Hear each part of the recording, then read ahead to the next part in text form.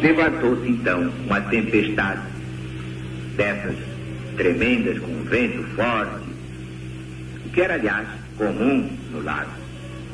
Quando estavam pelo meio, cerca de 5 quilômetros, o lago tinha 21 quilômetros de comprimento por 9, mais ou menos, de largura.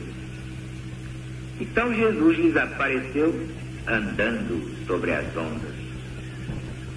Imediatamente respondeu ao medo dos discípulos, dizendo: não temais, sou eu. E chegaram à outra margem.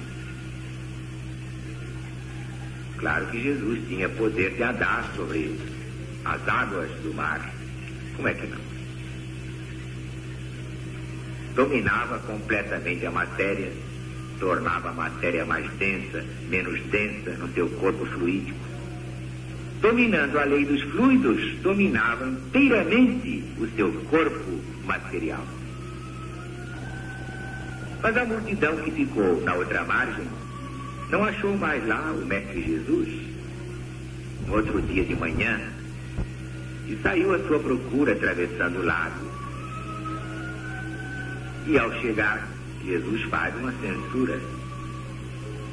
Pode até parecer cruel, quando me procurais, não é? Não porque vistes milagres, mas porque comestes dos pães e vos fartastes mesmo.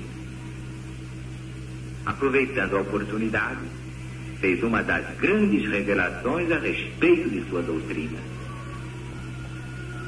Os homens deviam procurar não a comida que perece, mas a que traz a garantia da vida eterna, a vida futura. O povo perguntou o que havia de fazer para praticar a obra de Deus, entendendo perfeitamente que a comida a que Jesus se referia era a sua doutrina, era o seu evangelho, o evangelho de Deus. Ele mesmo explica: a obra de Deus é esta, que acrediteis naquele que ele enviou, o Cristo. Para se convencer, o povo pergunta com que milagre Jesus o provará. Citam o exemplo de Moisés. Por quê? Porque Moisés deu maná, o pão que caiu do céu, aos hebreus no deserto. O que é que Jesus lhes dava? Que fizesse a demonstração. Então Jesus começa explicando: não foi Moisés, mas Deus, o Pai que está no céu, isto é, em toda parte ao mesmo tempo, quem vos deu o maná. Porque somente Deus dá o verdadeiro pão que desce do céu ao mundo para lhe dar a vida. Então o povo reclama esse alimento. O que acontece? O próprio Jesus se apresenta como sendo ele mesmo o pão da vida, porque ele trouxe ao mundo as palavras, a doutrina de vida para alimentar a humanidade por todos os séculos. Declarou: eu sou o pão da vida. E explica logo a seguir, bem claramente, para não deixar dúvidas, que ele falava da sua doutrina. Quem vem a mim, de modo algum terá fome. Aquele que crê em mim, nunca jamais terá sede. Quer dizer, o pão é espiritual, é a doutrina, é a palavra, são os seus ensinamentos. O vinho que dessedenta, e Jesus disse mais tarde: eu sou a videira, é a vida espiritual de união com ele. No versículo 37, há uma palavra de suma importância: todo aquele que Deus me dá, virá a mim. E todo aquele que vem a mim, de modo algum, eu o lançarei fora. Ora, se compararmos com a outra palavra de Jesus: Pai, assim como me deste poder sobre toda a humanidade, a fim de que conceda a vida eterna a todos aqueles que me tens dado, vamos encontrar estas palavras no capítulo 17 desse mesmo Evangelho. Então poderemos concluir que a humanidade inteira é de Jesus, pertence a Jesus. E como ele não lança fora ninguém que o busca para se salvar, a humanidade toda já está no caminho da salvação. Uns demoram mais porque se obstinam na ignorância e afundam nos prazeres materiais, que causam o tédium vitae, não resolvem nada. Muita gente que bebe, muita gente que joga, faz outras coisas e, entretanto, não é feliz. E um dia vai cansando, diz, o Zaru está com a razão, e vem para ele beber e faz muito bem. Mas compreendemos assim a impossibilidade, o absurdo de asseverar que aqueles que se salvam são minoria absoluta. Todos sairão desse inferno e se salvarão pelo conhecimento da verdade. Isto é confirmado pelas palavras seguintes. Ouçam bem, por favor. Eu desci do céu, não para fazer a minha vontade, mas a vontade daquele que me enviou. E a vontade daquele que me enviou é esta: que eu nada perca de tudo que ele me tem dado, e eu ressuscitarei no último dia. Mas os judeus protestaram. Como diz que é o pão que desceu do céu? Não é ele o filho do carpinteiro? A dificuldade em aceitar Jesus é porque não pertencia ao sacerdócio. Era um simples irmão operário.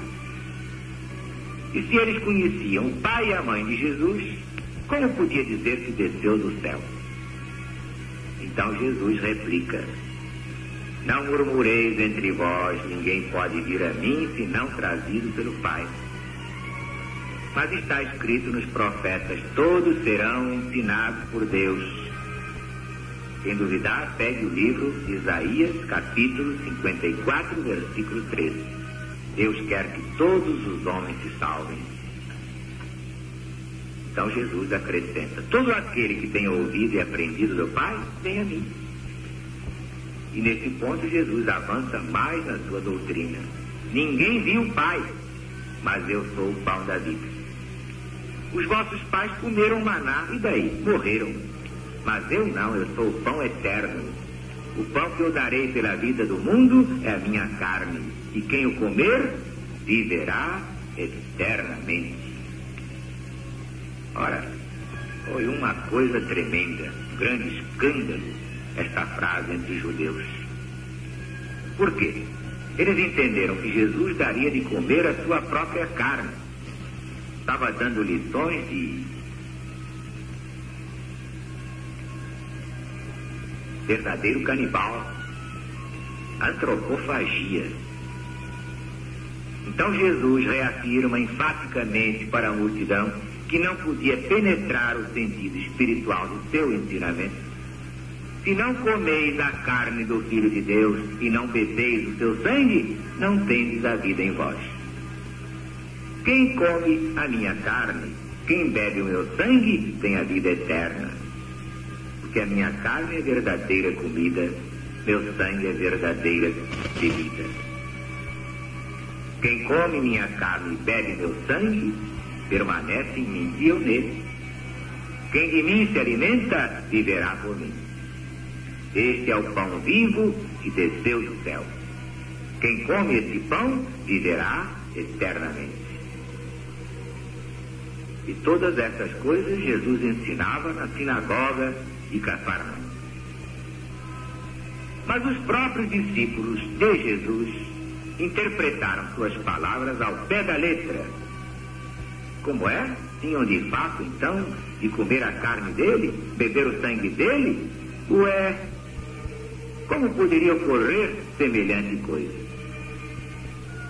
Mas a estes, aos discípulos, aqueles que já tinham capacidade de entender, Jesus explica: o Espírito vivifica, a carne para nada aproveita. As palavras que eu vos tenho dito são espírito e vida. Só os iniciados nos meus ensinamentos podem entender o que eu ensino simbolicamente. Minha carne é o meu evangelho, meu sangue é a minha palavra. Só o espírito pode dar vida, a carne para nada vale. Minhas palavras são espírito e são vida. Claro que não podem ser interpretadas ao pé da letra, mas pela compreensão espiritual. Como dizia São Paulo, as coisas espirituais se discernem espiritualmente, do contrário parecem loucura. Diz mais São Paulo, a letra mata, o espírito vivifica, como está na segunda epístola aos Coríntios, capítulo 3, versículo 6. O pão vivo que desceu do céu é a própria carne de Jesus para nos alimentar. São os seus ensinamentos de vida eterna. É a palavra de Deus, é a palavra de Jesus. Quem seguir esses ensinamentos se alimentará deles para todo sempre. Viverá deles, obedecendo a eles tão intimamente como se estivesse comendo a própria carne de Jesus, bebendo o sangue dele. E alguns discípulos não gostaram e ficaram achando que Jesus não estava muito normal, se afastaram dele. Não podiam admitir semelhante antropofagia, e só a compreendiam nesse sentido. E eram discípulos, hein? Quer que eu vou dizer? E quer que eu vou me queixar de gente que acha que eu fiz isto ou aquilo? Não faço nada que Jesus não manda. Eu tenho meus sinais, recebo os meus sinais, nas minhas visões, nos meus sonhos, nas minhas intuições. Eu não tenho ideias próprias, nem quero ter vontades próprias. Eu só faço o que ele quiser, o que ele mandar. Quero ser apenas instrumento e nada mais. Confio é nele, exclusivamente nele. Nem em mim eu quero confiar. Faço de olhos fechados o que ele disser. Faça, eu faço.